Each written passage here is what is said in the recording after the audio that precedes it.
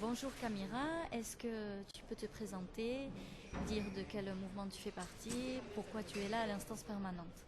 Egunon Camira, orkesten alduzu zure burua, ze mugimenduetako ordezkaria zaren eta zertara etorri zaren batzar horretara?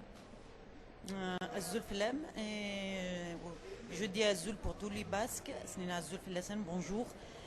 Je suis Madame Netsit Camera, je suis la présidente de l'association de femmes de Kabylie et je suis membre du mouvement pour l'autonomie de la Kabylie et du congrès mondial Amazigh. Je suis là pour participer à la 8e session de l'instance permanente sur les questions autochtones pour présenter un rapport sur la situation des Amazighs de l'Algérie et des Kabyles en particulier. Et dans ce sens-là, pour essayer de dénoncer un petit peu le dîner identitaire qu'on vit dans notre pays.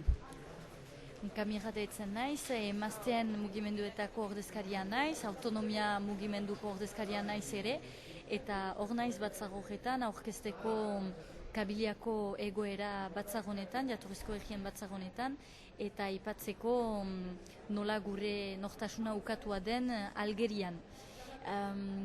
Quel est un bref résumé de la situation des Kabyles aujourd'hui en Algérie? Zoin da gaur egun Kabiliako populakuntzaren egoera Algérian? Alors, en Kabylie, nous avons tendance à utiliser une expression, on dit que la Kabylie, c'est la Palestine de l'Algérie.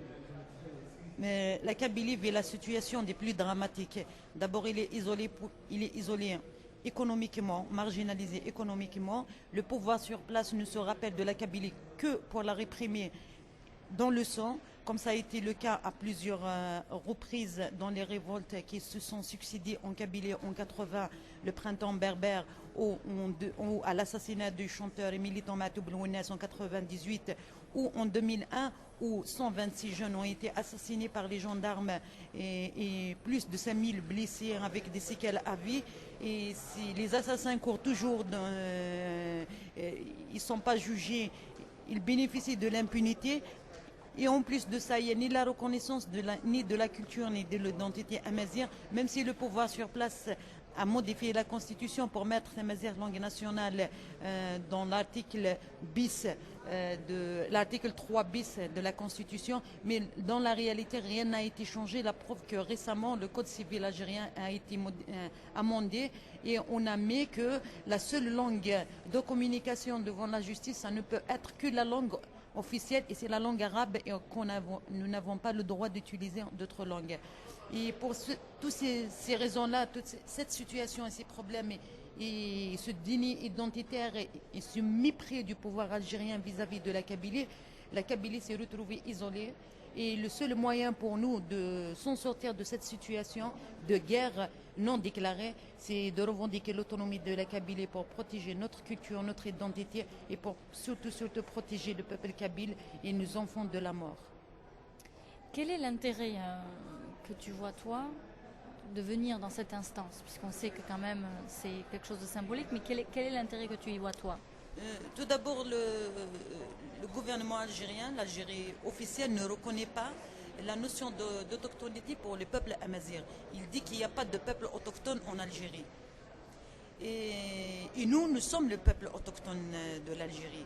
Ce n'est pas seulement les Amazighs d'Algérie, mais les Amazighs de tout le pays de Tamazra qui commencent des îles Canaries jusqu'au oasis de Siwa en Égypte. C'est un territoire très très vaste et dans ce territoire, tous les Amazighs sont opprimés et non reconnus.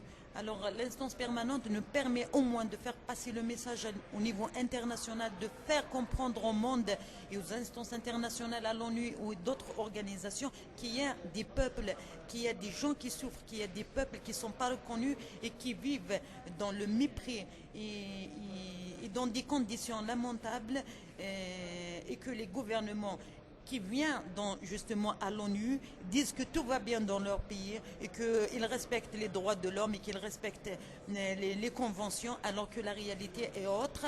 Et notre devoir justement, c'est de venir de dire que ce n'est pas vrai, que la réalité est autre et que ces instances, on les interpelle pour agir et interpeller les gouvernements pour cesser cette politique de répression, c'est la politique meurtrière à l'égard des peuples. beaucoup de choses similaires. Tout ce que tu dis, ça renvoie un peu à la situation que nous vivons au Pays Basque et au fait du déni de reconnaissance du peuple autochtone basque en France. Qu'est-ce que tu penses, toi, de la présence de la délégation basque ici, à l'instance permanente? Tout d'abord, ça m'a fait vraiment plaisir de les voir parce qu'on se sent, nous les Kabyles, on se sent très très proches des Basques. Vous pouvez demander à n'importe quel Kabyle quels sont les Basques, il va répondre. Ils sont au courant de la situation chez vous parce qu'on vit presque la même situation. C'est la même situation quand on vit le dîner identitaire. C'est la même situation. Vous n'êtes pas reconnu, on n'est pas reconnu. Et nous, nous essayons de suivre un petit peu l'évolution de la situation chez vous, parce que vous vivez un petit peu de l'autre côté de la Méditerranée, où vous avez un petit peu plus de peut-être de moyens de lutter. Alors nous essayons de voir comment essayer de suivre beaucoup l'exemple basque dans notre lutte, surtout en ce qui s'agit de la question de l'autonomie. Donc beaucoup de solidarité entre nos deux peuples. Merci beaucoup, Kamira. Merci beaucoup pour ce témoignage.